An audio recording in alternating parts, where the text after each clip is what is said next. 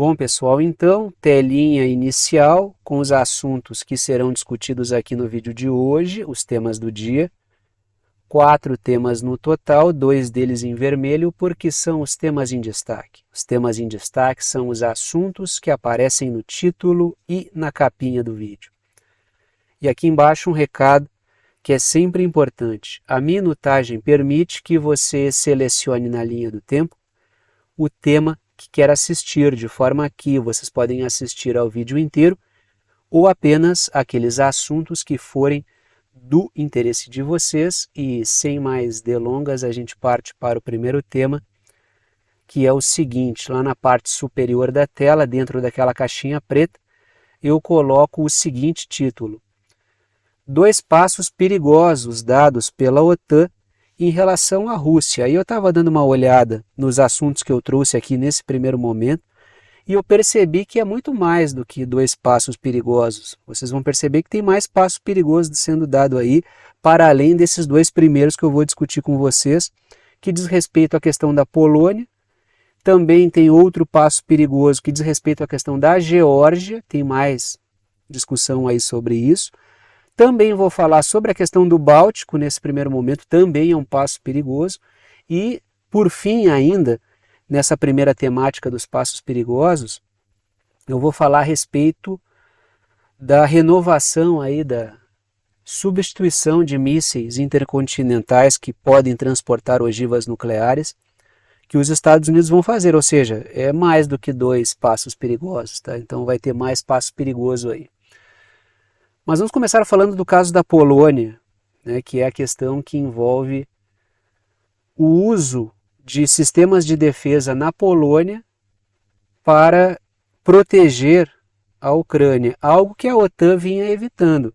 A OTAN não queria esse tipo de prática porque isso pode fazer com que ocorra um incidente entre aeronaves russas, aviões de combate, caças russos, e esses sistemas de defesa, o que pode gerar uma guerra direta entre Rússia e OTAN, o que a OTAN não quer.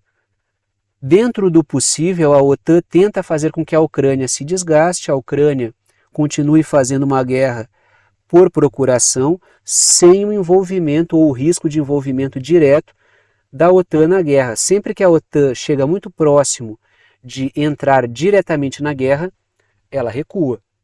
Só que essa parceria aqui que está sendo estabelecida, esse acordo de segurança, aumenta o risco de um envolvimento direto. Por isso que a OTAN vinha evitando esse tipo de manobra.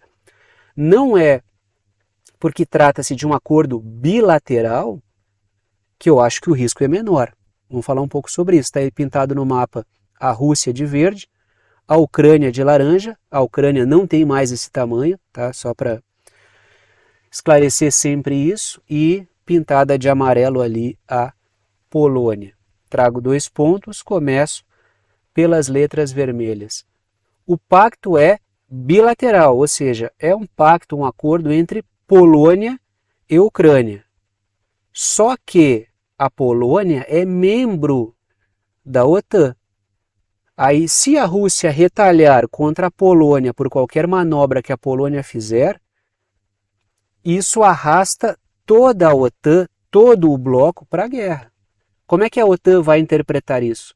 A OTAN vai fazer uma interpretação diferenciada, do tipo, como é um acordo bilateral entre Polônia e Ucrânia, se a Rússia responder a qualquer intervenção da Polônia na guerra, a Polônia, isso não puxa automaticamente a OTAN para dentro de um confronto? Como é que vai ser essa interpretação? Porque se vocês recordarem, quando o Macron falou sobre enviar tropas francesas para a Ucrânia, vários setores da OTAN pontuaram algo nesse sentido. Olha, se as tropas francesas estão na Ucrânia por uma decisão unilateral do Macron e a Ucrânia não é membro da OTAN, se as tropas da França forem atacadas lá, isso é um problema exclusivamente do Macron. A OTAN vai ter que fazer esse tipo de malabarismo para justificar as suas ações. Porque o intuito é o que eu coloco no segundo ponto ali, ó, letras azuis. A Rússia está destruindo sistemas de defesa dentro da Ucrânia. de forma que a Ucrânia tenta usar sistemas de defesa que estão no território da OTAN, porque pensa, isso eu coloco como forma de pergunta ali, estarão a salvo no território da OTAN, porque esses sistemas de defesa estarão interferindo nos rumos da guerra.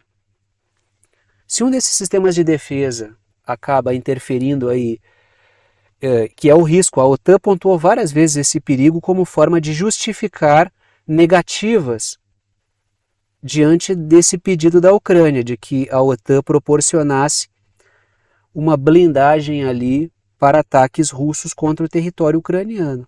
A OTAN sempre justificou, existe o risco desses sistemas de defesa acabarem promovendo algum incidente com algum avião de combate russo. Isso pode levar a algo mais sério, por isso não vamos fazer. Só que agora me parece, pelo menos o Zelensky está expondo esse acordo, isso aconteceu. A pergunta que fica é, sistemas de defesa no território da OTAN, que estão interferindo na guerra da Ucrânia, estão combatendo ataques russos, estarão ao abrigo do artigo que puxa toda a OTAN para dentro de uma guerra caso um membro da OTAN seja atacado? Porque a Ucrânia não é membro da OTAN, mas a Polônia é. Como é que vai ficar isso? O acordo é bilateral. Sim, o acordo é bilateral. É um problema da Polônia e da Ucrânia. Só que se os sistemas de defesa poloneses forem atacados pela Rússia em território polonês, que é território da OTAN, como fica isso? Como é que a OTAN vai interpretar? Porque a OTAN tem feito uma interpretação elástica. Naquele caso do Macron, eu acho que logo logo deve vir alguma discussão mais profunda da OTAN sobre isso. Porque quando o Macron colocou o que eu discuti com vocês agora há pouco, e naquele momento eu também discuti, a OTAN tratou logo de dissuadir o Macron dizendo assim, olha, se tu for atacado lá na Ucrânia, isso é um problema teu, não é problema nosso.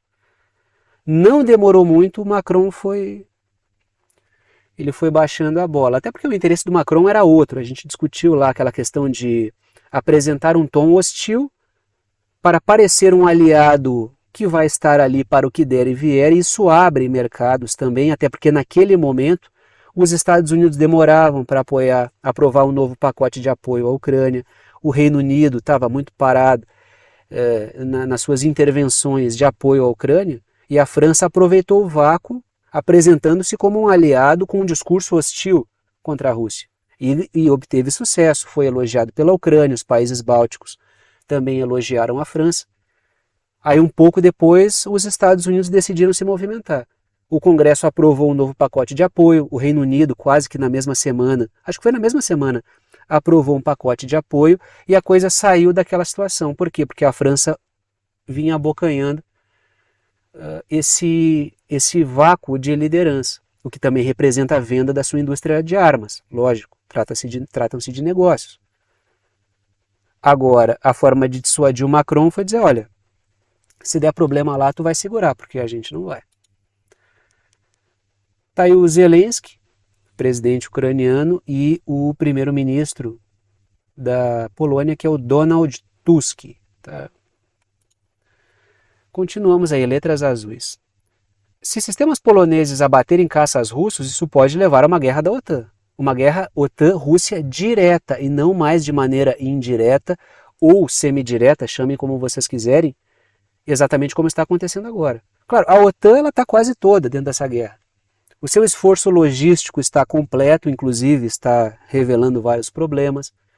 Tem pessoal atuando há bastante tempo, tem mercenário morrendo aos montes no território ucraniano, sendo aprisionados, sendo mortos.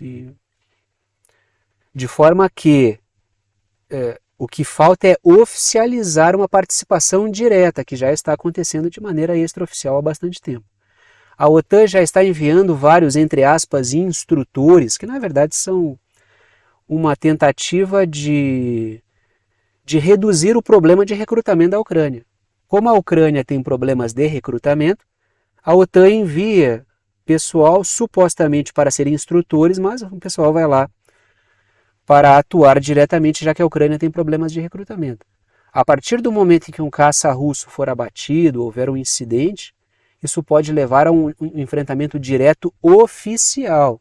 Aí a coisa muda de figura. Segundo ponto, letras vermelhas. A Ucrânia também pretende hospedar caças. Lembrando, a estratégia para os caças é a mesma que essa dos sistemas de defesa. Já que a Rússia destrói todos os nossos sistemas de defesa que estão no território ucraniano, a gente utiliza sistemas de defesa que estão no território da OTAN. Isso pode fazer com que a Rússia não destrua esses sistemas de defesa. Pode, mas não quer dizer que vai. Não quer dizer que ela não vá fazer. Com os caças, com os aviões de combate, já que a Rússia está destruindo bases aéreas da Ucrânia aos montes e acelerou esse processo, quero fazer o mesmo com os caças. A Ucrânia também pretende hospedar caças enviados pela OTAN para a Ucrânia em bases aéreas no território da OTAN, porque, em tese, a Rússia evitaria atacar essas bases porque estão no território da OTAN. Só que a Rússia já disse que destruirá as bases aéreas.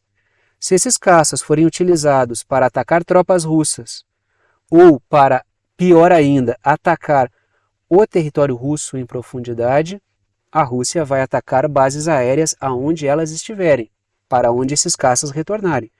Estejam no território da OTAN ou não. Tanto é que os Estados Unidos já se apressaram e disseram o quê?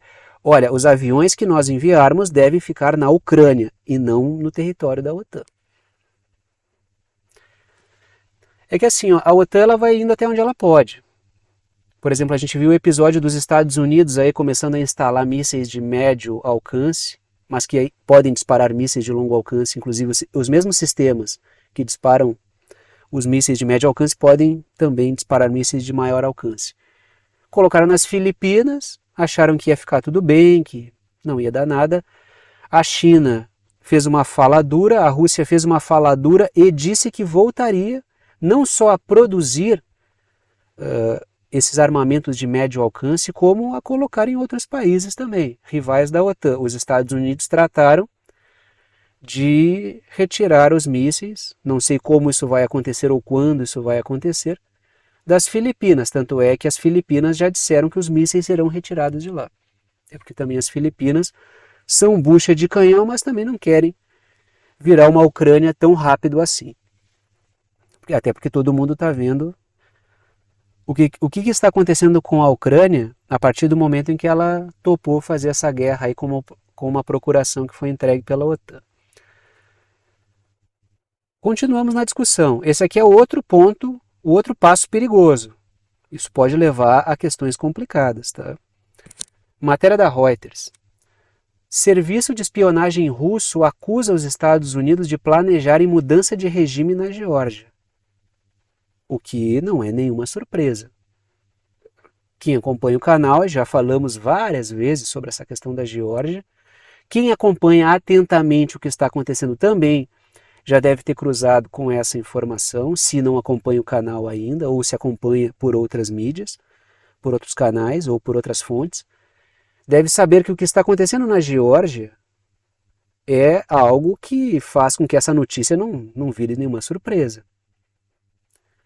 Letras verdes. Os Estados Unidos estariam planejando, Geórgia, tá? Geórgia, tá? Para quem não viu, tá aí parte da Rússia pintada de verde e a Geórgia, que é um país pintado de amarelo. Não estou falando de Geórgia nos Estados Unidos, estou falando de Geórgia, o país vizinho da Rússia. Os Estados Unidos estariam tentando utilizar a Geórgia para abrir um segundo fronte para entregar mais procurações para outros países fazerem guerras, exatamente como acontece com a Ucrânia. Tanto é que lideranças políticas da Geórgia disseram que estão tentando construir na Geórgia um segundo fronte, exatamente como foi a Ucrânia, inclusive usando os mesmos métodos. Letras verdes. Os Estados Unidos estariam planejando grandes protestos no país para o período de eleições legislativas. Para quê? Para tentar começar uma bagunça e levar ao poder, a partir dessas bagunças aí, governantes, representantes alinhados aos interesses da OTAN. Para quê? Para transformar a Geórgia em uma ferramenta da OTAN contra a Rússia, exatamente como aconteceu na Ucrânia. Se vocês lembrarem lá das revoluções coloridas na Ucrânia, daquelas bagunças que foram bancadas de fora para dentro e que fizeram emergir forças políticas que transformaram a Ucrânia numa arma contra a Rússia, vocês vão perceber que o processo foi esse. Utilizaram questões políticas, insatisfações da sociedade, plantaram uma bagunça e apoiaram grupos pró-OTAN que acabaram subindo e se transformando nos próximos governos, dando lastro aos próximos governos. E a Ucrânia está onde está. Todo esse pacote de bagunças na Ucrânia, que levou a Ucrânia a entrar na situação em que se encontra, levou ao poder grupos que destruíram a Ucrânia, é o que se chama de Euromaidan, que é o processo que aconteceu na Ucrânia. Continuamos aí. Letras azuis. A tentativa da construção de um Euromaidan 2.0, e quem pontuou isso foram as lideranças políticas da Geórgia, para abrir um novo fronte, pode levar a Rússia a promover uma ação direta para evitar um golpe desse tipo. Por quê? Porque sabe muito bem que o segundo passo será atacar a Rússia. Então a Rússia, que já sabe como é que a coisa se processa, ela vai evitar que algo desse tipo se repita. Porque se na Ucrânia houve bagunça, governo lacaio e depois guerra por procuração, na Ucrânia é o mesmo passo a passo que vai acontecer na Geórgia. A Rússia certamente não vai permitir que algo desse tipo aconteça. Por isso que é um passo perigoso, porque a OTAN está replicando o mesmo método. E quando o método é replicado, lógico, todo mundo faz a leitura correta, já que as características são as mesmas. Tanto que o próprio governo da Geórgia está criando mecanismos para evitar que isso aconteça. Letras vermelhas. A presidente da Geórgia, que é a favor desses grupos estrangeiros que atuam dentro da Geórgia, está alinhada com o projeto da União Europeia para a Geórgia, está alinhada com o projeto dos Estados Unidos para a Geórgia, está alinhada ao projeto da OTAN, ela acusará a lei de transparência, que eu já discuti aqui com vocês, que é importante, de atrapalhar as relações com a bolha da OTAN. Ou seja, para que surgiu a lei de transparência? Para evitar que instituições que estão na Geórgia sejam financiadas de fora e promovam bagunças na Geórgia. E precisa haver luz sobre esse processo, de onde vem o dinheiro, qual é o objetivo desse dinheiro. Essa lei não só é fundamental para a Geórgia, como é fundamental para qualquer país. De onde vem o dinheiro e por quê é fundamental. O Brasil teria que ter uma transparência maior para coisas desse tipo. Esse centro de estudos, com dinheiro que vem de fora e até com dinheiro que vem de dentro, imaginem vocês como ficaria fácil de fazer uma leitura sobre o nosso cenário político se a gente soubesse quem financia todos os canais que estão funcionando. Grupos estão financiando tal canal. Que empresas privadas, que grupos políticos, que instituições internacionais, que instituições nacionais, que grupo de empresários, que instituições estão por detrás. Facilitaria para ter uma percepção dos interesses. O que a Geórgia fez foi colocar luz sobre isso. E a presidente do país é contra, o parlamento é a favor. O que a presidente vai fazer? Vai usar essa lei de transparência, acusando de ser uma lei russa que coloca a Geórgia debaixo da saia da Rússia, como é a acusação padrão. A Rússia tem leis desse tipo? Tem, e isso é ótimo que tenha. Mas a Geórgia disse, o governo da Geórgia disse, o parlamento, que está se baseando em leis que existem nos Estados Unidos, que também evitam que instituições estrangeiras utilizem setores políticos para promover os seus interesses lá dentro. Então, assim, vamos observar. Eu acho pouco provável que a Rússia permita mais um Maidan 2.0, acontecendo na Geórgia. Então é um segundo passo perigoso. Mas isso aqui também é, vamos continuar. Teste de protótipo de bunker defensivo começará no outono na Estônia. Letras verdes. Os bunkers ficarão ao longo da linha de fronteira com a Rússia, preparando o fronte no Báltico, do Báltico, né? O que seria o fronte do Báltico? Está aí a Rússia pintada de verde claro, parte dela. Eu estou em cima dela, só deixa eu... Vou sair momentaneamente, tá? Eu já volto, não sintam saudades aí. Parte da Rússia está pintada de verde claro. A Bielorrússia, Belarus ali, está pintada de verde escuro. Por quê? Porque é aliada da Rússia. Ou seja, não vai partir um ataque contra a Rússia dali. Estônia, Letônia e Lituânia, que são os países aí que estão mais vulneráveis caso ocorra uma guerra direta, estão formando um fronte, uma linha, o que chamam de linha de defesa, contra intervenções russas. Por quê? Porque se a OTAN está cavando, deixa eu voltar para cá, se a OTAN está cavando uma guerra com a Rússia, é evidente que esses três países aí ficam vulneráveis. O país próximo ali, com conexão por terra com os países bálticos, é a Polônia. Com esses três países bálticos aí é a Polônia. Mas tem uma zona de degola ali, ó. Por quê? Porque tem a Bielorrússia e entre Polônia e Lituânia tem um pedacinho de território ali, verde claro, que eu coloquei setas apontando para ele, que é Kaliningrado, que é território russo. E que, inclusive, ao meu ver, caso aconteça um episódio de maior proporção de atrito direto entre Rússia e OTAN, Kaliningrado certamente será atacada. Então existe um impasse, por quê? Porque ao mesmo tempo em que todos esses três países aí do Báltico, Estônia, Letônia e Lituânia, estão vulneráveis, aquele território russo de Kaliningrado também está. Comparado com o restante do território russo. Lógico, a Rússia não é boba nem nada, ela sabe muito bem como defender esse território, mas ele é mais vulnerável do que outros. Então existe um impasse. Se esses três países estão vulneráveis e num cenário de guerra, Kaliningrado também pode ser atacado. Aí esses três países, Estônia, Letônia e Lituânia, constroem o que eles chamam de uma linha de defesa. Tá? Continuamos aí.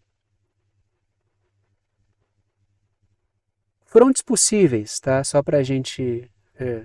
Estava falando da Geórgia, na Ucrânia já existe, mesmo sabendo que a Ucrânia já não é mais daquele tamanho, sempre atualizando vocês. Tem uma possibilidade, não, já há um fronte na Ucrânia, tenta-se construir lá bem ao sul um fronte na Geórgia. Essa linha no Báltico já é uma possibilidade com Estônia, Letônia e Lituânia, fiz seta em todo mundo, tá? E lá, bem ao norte, tem o novo membro da OTAN, não é o mais novo, porque o mais jovenzinho na OTAN agora é a Suécia, mas a Finlândia entrou no mesmo pacote, tá? Então entrou no mesmo processo. Entrou a Finlândia e depois a Suécia, que tem uma senhora. A Finlândia tem uma senhora linha de contato com a Rússia. Então são vários frontes que estão em construção. Na Geórgia ainda não. Porque a Geórgia ainda tem o parlamento que é contra isso, o processo está mais encardido. Mas o que essa matéria está dizendo para vocês aqui? Que os Estados Unidos, a matéria anterior, Thiago. Serviço de espionagem russo acusa os Estados Unidos de planejarem mudança de regime na Geórgia. Para quê? Para abrir um novo fronte. Agora a gente está falando da Estônia, né? Que é justamente aqui. Seria mais uma possibilidade. Já tem a Ucrânia, tem uma linha entre aspas, de defesa sendo construída na Estônia, na Letônia e na Lituânia. Tem a Finlândia com tropas dos Estados Unidos cada vez mais próximas da fronteira com a Rússia. E a Geórgia está em questão também. Letras azuis. A OTAN está construindo a linha de defesa do Báltico, expressão usada por eles próprios. Letônia, Estônia e Lituânia, com minas antitanque e outras estruturas de defesa, porque sabem que são vulneráveis. E a gente olha para esses países, semana após semana são provocações diferentes. Diga-se de passagem, provocações muito parecidas com as que foram feitas contra a população de origem russa que vivia no território ucraniano. Proibição do uso da língua russa, ataques a elementos culturais. Esses dias falamos aqui sobre remoção de cadáveres de soldados, corpos de soldados que morreram na Segunda Guerra Mundial lutando pela União Soviética, estão arrancando as sepulturas e enterrando os caras em valas não identificadas como forma de mera provocação, de forma que os países bálticos estão se colocando na linha de tiro. Existe uma situação sendo construída aí. E olha que eu nem entrei aqui no aspecto da possibilidade de um confronto na Moldávia, tá? Como continuidade do que acontece na Ucrânia. Para mim isso aqui também é um passo perigoso, ou seja, eu citei dois. Os dois primeiros para mim são passos mais perigosos claramente. A questão da Polônia, sistemas de defesa na Polônia abatendo drones, mísseis e aviões de combate russos. A questão da Geórgia, para mim, é um passo perigoso, mas a Estônia também, para mim, só que não tanto quanto os dois primeiros, e isso aqui também é. O novo programa de ogivas nucleares Sentinela está 81% acima do orçamento nos Estados Unidos, mas o Pentágono diz que deve avançar, claro, né? É dinheiro da população indo para contratos de defesa que enriquecem os bolsos de grandes magnatas acionistas da indústria bélica. Algo de novo? Nada de novo. Inclusive, essa voracidade por ganhos, essa questão do lucro excessivo, do roubo, dos contratos superfaturados entre o Estado e a indústria bélica, favorecendo a indústria bélica. Tanto é que o Lloyd Austin, atual secretário de Defesa, chefe do Pentágono, é um representante da Raytheon, que é uma empresa de armas. Esse pacote ele é tão irracional que, se vocês pararem para pensar, as forças dos Estados Unidos militares, as armas dos Estados Unidos, são o braço armado desses mesmos interesses financeiros. Então fazem guerra por esses interesses. O que é a OTAN? A OTAN é um braço armado desses interesses financeiros britânicos, estadunidenses. É a mão armada desse pessoal. Só que a coisa é tão maluca e tão irracional que esses caras começam a devorar e tornar a máquina de guerra menos eficaz porque querem ganhar muito dinheiro. Ou seja, eles enfraquecem o seu próprio braço armado na busca de mais ganhos. É um processo de irracionalidade completa. Inclusive enfraquece esses setores. Letras vermelhas. Os Estados Unidos gastarão 140 bilhões de dólares para renovar os seus mísseis intercontinentais. Aí são uma mescla de lucro e roubo que cria um sistema ineficaz. Tanto é que o que a OTAN está falando? O que a OTAN tem dito? Temos graves problemas na nossa logística e na nossa produção de munições. Isso é fruto do quê? De um sistema disfuncional. Parte do que explica o fato dos Estados Unidos não conseguirem superar a indústria naval, a produção naval chinesa, se dá por essa irracionalidade, por esse lucro excessivo, que é roubo, né? Na prática é roubo de dinheiro. Letras verdes. Especialistas apontam que o custo é alto e não aumenta a capacidade de defesa. Os Estados Unidos ainda carecem de formas de conseguir deter armas hipersônicas, ainda não possuem isso. Então dizem, os Estados Unidos não estão mais protegidos e vão gastar demais. E além de tudo vão elevar a tensão nuclear. Mas, olha, eu posso estar enganado, mas quando algo passa 25% acima daquilo que deveria em termos de orçamento de defesa, quando existe uma certa anomalia, já é disparado um alarme. Quando algo passa 81%, esses mesmos mecanismos deveriam funcionar, né? Porque esses mecanismos aí de alerta de orçamento dos Estados Unidos na questão de defesa são acionados com 25% de anomalia, mas 81%? Vamos para o Oriente Médio. Vamos falar sobre o caso de Israel e do Líbano, porque Israel sofre o maior ataque dos últimos meses. E, para variar, os drones entraram tranquilamente e geraram um estrago em Israel. O Hezbollah tem contato com o Irã. O Irã apoia o Hezbollah, é um parceiro do Hezbollah. controla o Hezbollah? Não, é um parceiro do Hezbollah. Se o Irã tem o caminho das pedras, é lógico que o Hezbollah também o tem. Porque há compartilhamento de inteligência aí. O Irã, no sábado à noite, aposentou o Iron Dome, que é os sistemas de defesa, o Iron Dome e tantos outros. Porque ali não foi só o Iron Dome, foram outros sistemas de defesa. Inclusive, os aviões da OTAN foram para os céus para defender Israel dos ataques de drones iranianos. Então, no sábado à noite, houve um enxame de drones, saturaram as defesas e mísseis foram colocados e acabaram passando e foi só um aviso. Lógico que o Hezbollah também sabe disso. Então o Hezbollah disparou uma série de drones, não houve possibilidade de defesa, Israel não conseguiu defender, esses drones atingiram Israel, e é também um envio de recado. Tanto é que eu não falei com vocês dias atrás, aquilo para mim foi sensacional.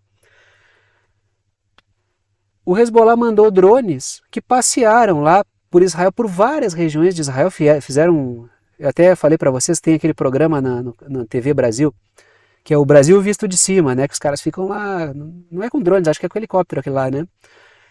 Só que o Hezbollah fez a mesma coisa, lá o dronezinho passeando, olha aqui, tem aqui uma refinaria, olha aqui, tem aqui uma base aérea, tem aqui um porto, tem aqui uma zona civil, e ficou colocando marcadores, assim, tipo, o pessoal chama de tags, né? Os marcadores, assim, isso aqui pode ser um alvo.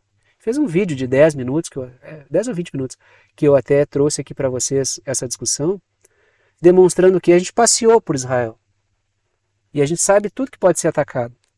Se a gente passeou de drone para fazer essa gravação, esse Israel visto de cima, um oferecimento de Hezbollah, por que vocês acham que a gente não faria o mesmo com drones de ataque? Então, o recado está sendo passado. Se começar uma guerra direta, Israel-Hezbollah, Israel vai pagar muito caro, vai pagar caríssimo. Estou dizendo que o Hezbollah vai vencer? Não. Estou dizendo que vai ser coisa feia, muito feia. O Hezbollah diz que ataca a base montanhosa israelense em maior operação aérea dos últimos meses. Desde o 7 de outubro foi a maior operação de ataques a Israel. Aí eu circulei em azul a zona de contato Líbano-Israel, que é um fronte, e de vermelho eu circulei ali o outro fronte, né, que é uma guerra de guerrilha com o Hamas, na faixa de Gaza, mas também é um massacre de civis, um massacre contra civis palestinos. Letras vermelhas, o Hezbollah atacou bases de Israel nas colinas de Golã, território ocupado por Israel, né? Vamos... Mapa, né? Então percebam que ali, ó, colinas de Golã estão apontando para uma área na Síria, tá? Vocês vão ver ali bem no mar Mediterrâneo, tem duas palavras que estão escritas ao norte do Egito ali. Uma é Cisjordânia e faixa de Gaza, e acima está colinas de Golã com uma seta ali, apontando com uma linha, apontando para uma zona de ocupação na Síria. Então é uma zona ocupada, para variar, mas uma região ocupada de maneira ilegal por Israel. Então atacou essa região. Por quê? Porque isso foi uma resposta por causa da morte de um membro importante do Hezbollah que foi promovido por Israel. Mas continua naquele sistema de ataque e resposta, tudo dentro do habitual. Claro, com uma tensão maior, o ataque é mais volumoso, mas ainda está dentro de um jogo de escalada normal, entre aspas. Tá? Acho que entenderam, né? O que eu quis dizer, que está dentro do jogo habitual Hezbollah-Israel. Tá no... Letras azuis. O ataque de drones destruiu sistemas eletrônicos e de vigilância e gerou incêndios. Mas, meu Deus, Israel está fazendo isso há um tempão. Está usando fósforo branco, está inclusive usando catapulta lá, catapultas do tipo o trabuco lá, para jogar bolas de fogo e incendiar lavouras no Líbano.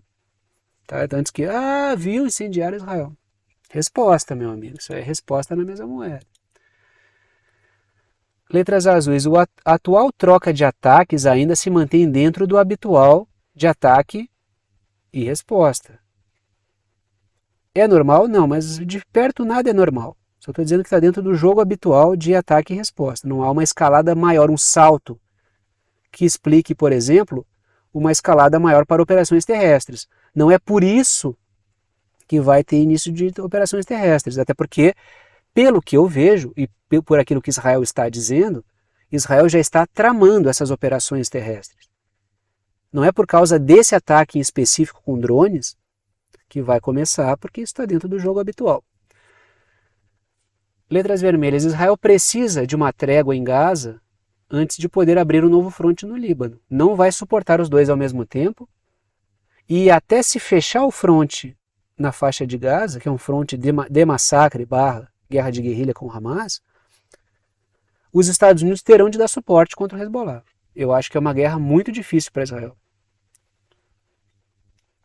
O Hezbollah, ele é muito mais preparado do que o Hamas, tem muito mais combatentes, tem muito mais armas, armas muito mais tecnológicas.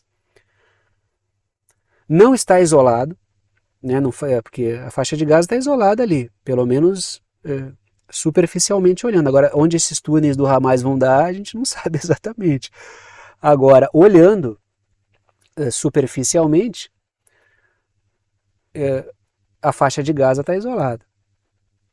Então, toda a comunicação é comprometida, qualquer apoio fica comprometido. Já o Líbano não é. Então, vai dar para alimentar isso aí por tempo, né? Grupos podem apoiar a partir dali, é outra situação. Já que estamos na região, vamos continuar e vamos falar dos Houthis aí, porque o Iêmen alerta a Arábia Saudita contra a armadilha dos Estados Unidos para reacender uma guerra que tinha entrado num processo de tranquilização. Havia um processo de progressiva estabilização dessa situação, da guerra no Iêmen, né, nessa situação de violência no Iêmen, que é um drama humanitário enorme. A Arábia Saudita, em parceria com os Estados Unidos, vinham devastando o Iêmen e os Houthis vinham combatendo isso.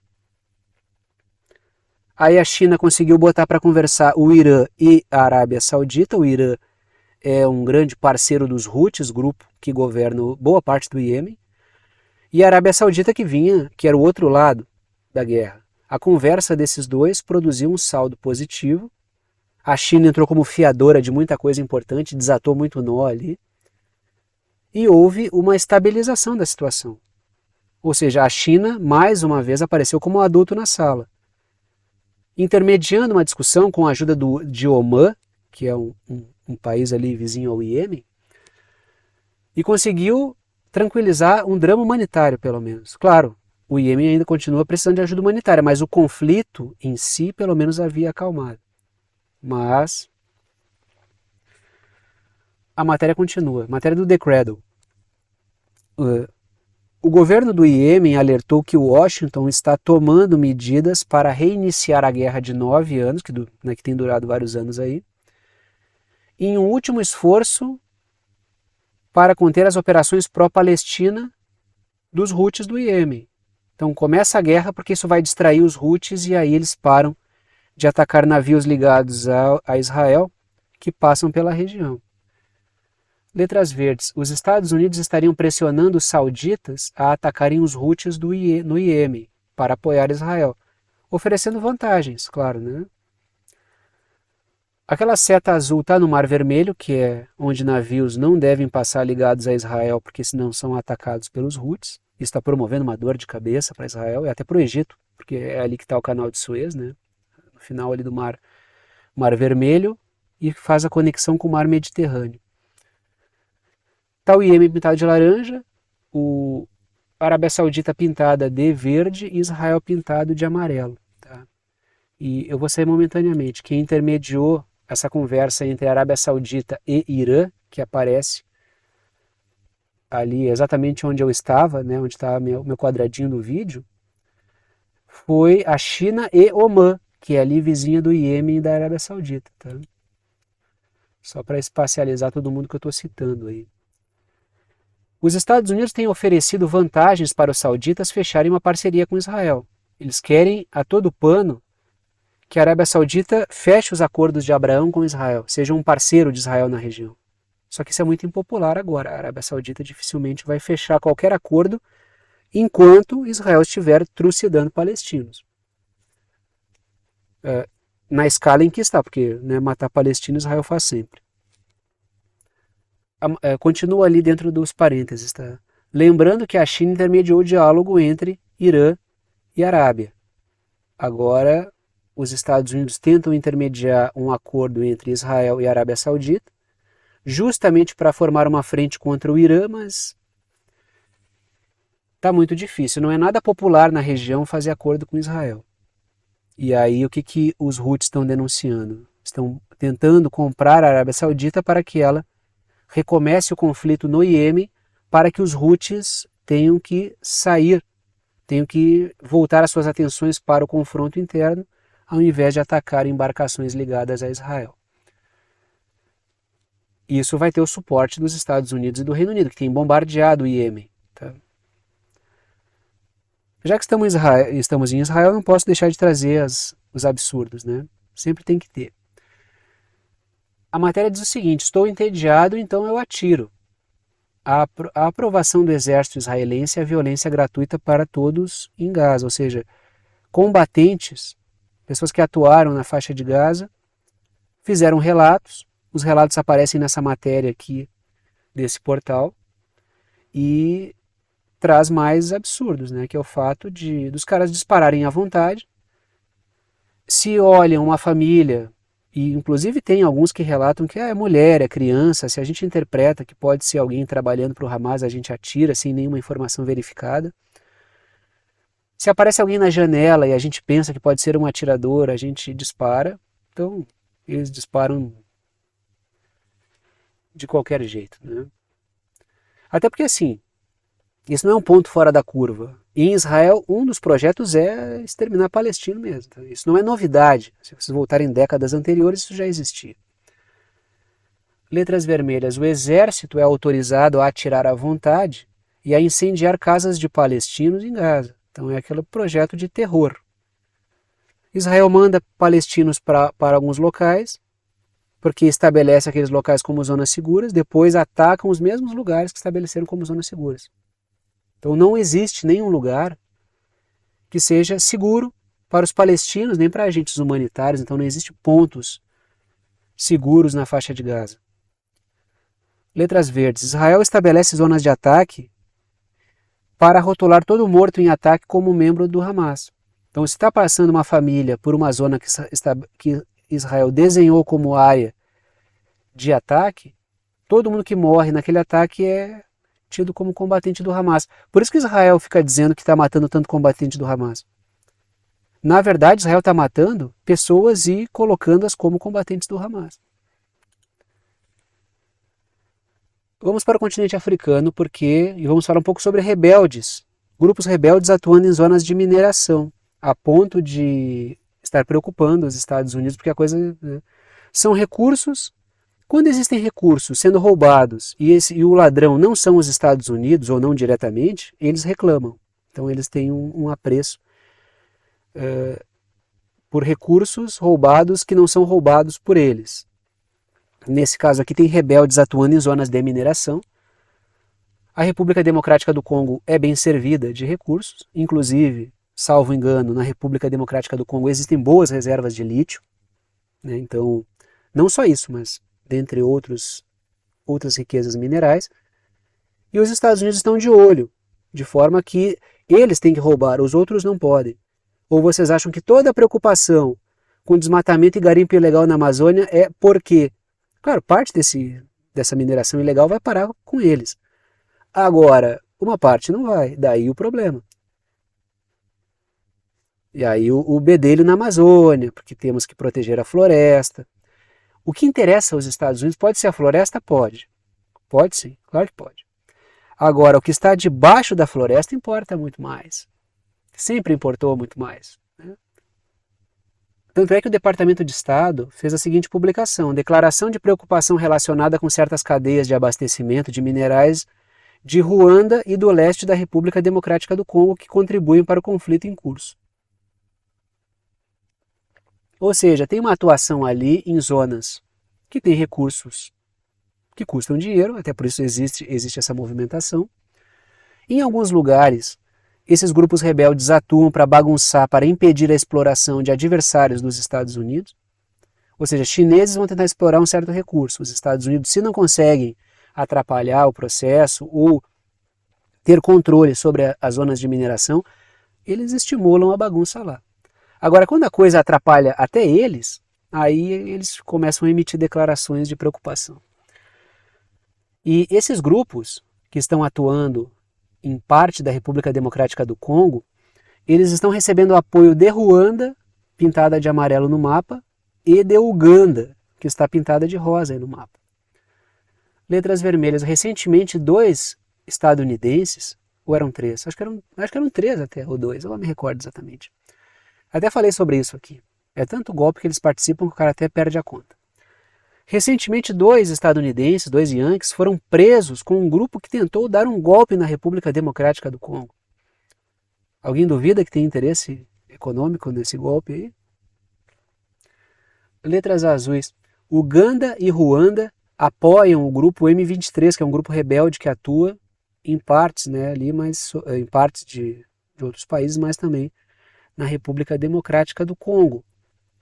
E a crítica está vindo em cima justamente da desordem que está atrapalhando e está fomentando a exploração de riquezas, o rapto, o sequestro de riquezas que não estão indo para os Estados Unidos. Os Estados Unidos, eles não podem ver um roubo que não seja feito por eles, né? É que os Estados Unidos não são a polícia do mundo. Eles se julgam a polícia do mundo, né? Metem o bedelho aqui. Eles são a milícia do mundo, na verdade. Porque eles querem tirar outros grupos que acabam explorando para eles roubarem.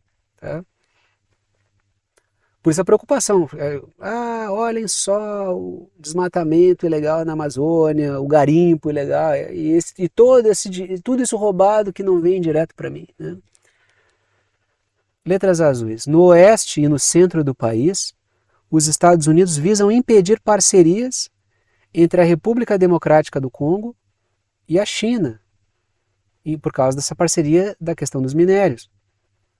Sobre essa questão de apoio a grupos rebeldes, teve uma matéria da Reuters que eu trouxe aqui. Uganda forneceu apoio aos rebeldes do M23 no Congo, na República Democrática do Congo, diz um relatório da ONU. Tá? Eles fornecem apoio. Tá? Claro, tu vai ver o governo de Uganda tem uma matéria, o governo de Uganda nega, mas claro que vai negar. Lógico que vai negar, eles não vão admitir. Né? Letras vermelhas. Os Estados Unidos têm feito lobby para que uma empresa suíça, e eu discuti isso com vocês aqui, tenha acesso a jazidas minerais na República Democrática do Congo, buscando impedir a China de ter acesso a essas reservas. Tudo para quê? Para manter os minerais, os minérios, as riquezas dentro da bolha da OTAN. Tá? Dentro da bolha da OTAN não é... Assim, dentro da bolha da OTAN tem gente que é da OTAN, tem gente que é de fora da OTAN e tem corte puxa-saco. Então, quando eu coloco bolha da OTAN, não é só quem está dentro da OTAN. Porque eu encaixo países europeus, eu encaixo Estados Unidos, lógico, o Canadá, mas eu também encaixo países como Coreia do Sul, como Japão, como Austrália, como Nova Zelândia. Então, assim, quando eu falo bolha da OTAN, também tem gente que não é da OTAN que está ali fazendo parte daquela bolha. O importante é que dentro dessa bolha existe uma cadeia de suprimentos amigável, confiável. Eu não dependa, em termos de recursos, de adversários e rivais do projeto da OTAN e do projeto dos Estados Unidos. Por isso que, se eu puder fortalecer a empresa suíça, eu fortaleço. Até porque muitas empresas de vários países do mundo, da bolha da OTAN, os magnatas, os setores financeiros britânicos e estadunidenses têm ações delas. Então, se está ganhando um, está ganhando todos. Né? Todos que eu digo os magnatas, porque o resto não ganha nada. Letras verdes. A China recentemente forneceu drones para as forças de combate, as forças militares da República Democrática do Congo, combater os grupos rebeldes armados. E aí a gente vai mais para o leste, né? Vamos lá para China, Japão, Austrália, né? Vamos Ásia, Oceania, o fronte do Indo-Pacífico, o Ásia-Pacífico, chamem como vocês quiserem. Traga o seguinte título: a OTAN busca parceiros, entre aspas, né? Porque Eles não têm aliados nem parceiros, eles têm ferramentas. Contra a China. Trago a seguinte matéria. A OTAN busca expandir parcerias com estados do Indo-Pacífico, diz uma autoridade dos Estados Unidos. Até andou se reunindo com a Coreia do Sul, com representantes da Coreia do Sul, do Japão, diga-se de passagem, dois países ocupados militarmente pelos Estados Unidos, então não tem surpresa nenhuma. E também houve encontro com representantes da Austrália e da Nova Zelândia, que são, né, guardadas algumas diferenças básicas, né, puxadinhos políticos britânicos. Né. A Nova Zelândia um pouco mais arredia, mas... Né, então também não há surpresa aí. São extensões. Para mim isso aqui são extensões da OTAN. Isso aqui está dentro da bolha da OTAN. Alguém tem dúvida que numa guerra mundial, esses que eu pintei de amarelo vão entrar ao lado dos Estados Unidos? Nas condições de hoje, quero acreditar que Japão, não, depois de tudo que aconteceu, mas eu quero acreditar, mas talvez eu já tenha que nem acreditar nisso. Né? Letras vermelhas. Parcerias para a guerra... Estão estabelecendo parcerias para a guerra cibernética, informacional, e aqui tem controle amplo dos dados e das redes desses locais, e para expandir a indústria de defesa. É colocar mais gente nesse pagode da OTAN para tentar fortalecer a indústria de defesa, porque a Coreia do Sul tem uma indústria de defesa formidável. A Coreia do Sul quer se tornar, estar entre as 5 maiores, né, que ela quer até 2028, 2030, alguma coisa assim, estar em terceiro ou quarto maior exportador de armas. E tem um crescimento grande, a Coreia do Sul tem crescido bastante sua indústria de armas. Né? Letras azuis. Combater a China é um complemento da guerra contra a Rússia, esse é o discurso, né? Já que, para a OTAN, a China dá suporte à Rússia. Como a China não cai em provocação, o que a OTAN faz? A gente tem que criar uma OTAN lá asiática, lá da Oceania, lá do Indo-Pacífico, uma OTAN global, como dizia a ministra a jato, a Liz Truss, para fazer frente também a um grande aliado da Rússia, que é a China. Então, como a China não dá motivos, ela não tem provocação, ela não responde de maneira que a OTAN gostaria, eles colocam a China no mesmo balaio da Rússia, todo mundo está fazendo guerra contra o mundo, são países perigosos e criam uma OTAN, um braço da OTAN lá na Ásia contra a China. Letras azuis. A China disse que a OTAN está levando a lógica da Guerra Fria do Atlântico Norte para o Indo-Pacífico. E aqui as reuniões ali com Nova Zelândia, Austrália, Japão e Coreia do Sul, que eu pintei no mapa ali. Né? Se estamos falando de buchas de canhão da OTAN, Japão e Filipinas assinam um pacto de defesa diante do alarme comum sobre a China. Ou seja, a China é um grande risco, vai engolir todo mundo. Então todo mundo tem que fazer guerra com a China. O que acontece aqui é, assim como usar a Ucrânia contra a Rússia, vão usar Japão e Filipinas contra a China. Aí começa uma guerra, por causa de Taiwan ou por qualquer outra questão regional. Sanções, boicotes e assim por diante. Só que é o seguinte, né? É preciso observar uma coisa. Deixa eu voltar aqui. Até deixa eu usar aqui. Aí está Japão pintado de amarelo, as Filipinas de rosa e a China de verde. Uma guerra envolvendo Japão, Coreia do Sul e certamente vai puxar algo vai atingir toda a economia do Sudeste Asiático, vários países ali. A gente está pegando uma região produtora de tecnologia. Uma guerra agora, quarta revolução industrial, está interditada. Então, uma guerra que destruísse Taiwan, eu acho que não é possível. Não vão fazer isso agora, os Estados Unidos não vão fazer uma guerra envolvendo Taiwan enquanto não internalizarem a produção de semicondutores. E, o caso contrário, vão coletar rebotes graves disso. Né? E produzir semicondutores de altíssima tecnologia em escala, com a pequeníssima margem de erro que Taiwan faz é muito difícil, cara. Eu quero, eu posso. Não é assim. Não é uma tecnologia específica, muito específica, com uma mão de obra super especializada, com maquinário super especializado. Não é assim para produzir semicondutores de altíssima tecnologia, em escala e com uma margem de erro pífia, como os caras produzem, entendeu? O Japão poderá enviar suas tropas para as Filipinas e vice-versa, ou seja, são buchas de canhão preparando-se para serem buchas de canhão dos Estados Unidos. Letras verdes. Os Estados Unidos estão estimulando o Japão a sair da sua passividade para tratar com a China. Lembrando que o Japão é um país ocupado militarmente, é um braço dos Estados Unidos. O Japão não tem autonomia militar, a Alemanha não tem autonomia militar, o que é um problema, né? Porque são países com grande potencial econômico. O Japão como um polo de força geopolítica e a Alemanha como um polo de força geopolítica, com autonomia militar, dariam uma outra levada para as questões globais. Seria de um acréscimo a questão da diversidade de posições no mundo, que é o cenário multipolar. Mas são países ocupados. Até pelo seu potencial, são ocupados. Depois do contexto da Segunda Guerra Mundial, né, e de tudo que aconteceu. Chegamos ao momento final do vídeo, momento de passar o chapéu, pedir o apoio financeiro para aqueles que gostam, querem e podem apoiar o canal, para aqueles que veem que o canal é importante para a formação da sua compreensão sobre temas internacionais e geopolíticos. Sempre comento com vocês que apenas os anúncios e propagandas que aparecem durante o vídeo não garantem a existência do canal. O que garante efetivamente a existência do canal são os apoios financeiros dados por alguns de vocês, apoio pelo qual eu sou imensamente grato pela confiança no trabalho.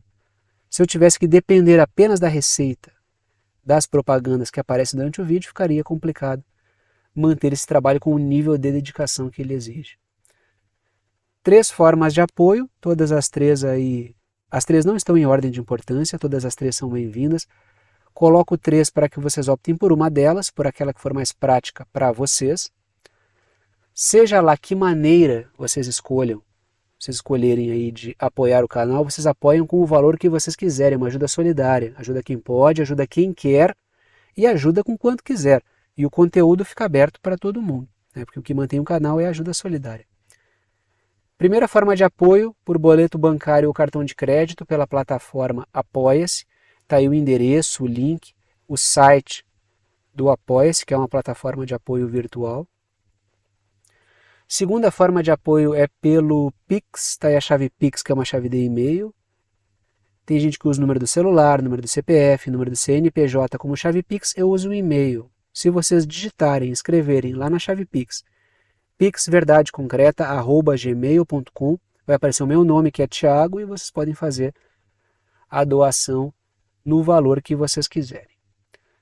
Terceira forma de apoio é pelo botão Seja Membro. O botão fica aqui embaixo do vídeo. Vocês apoiam pelo YouTube, tem várias faixas de valor, vocês escolhem ali aquela que estiver dentro do que vocês quiserem apoiar. Repito, todas as 3 formas são bem-vindas. Repito também, agradeço aos que apoiam pela confiança no trabalho. Vou parando por aqui e tchau para vocês.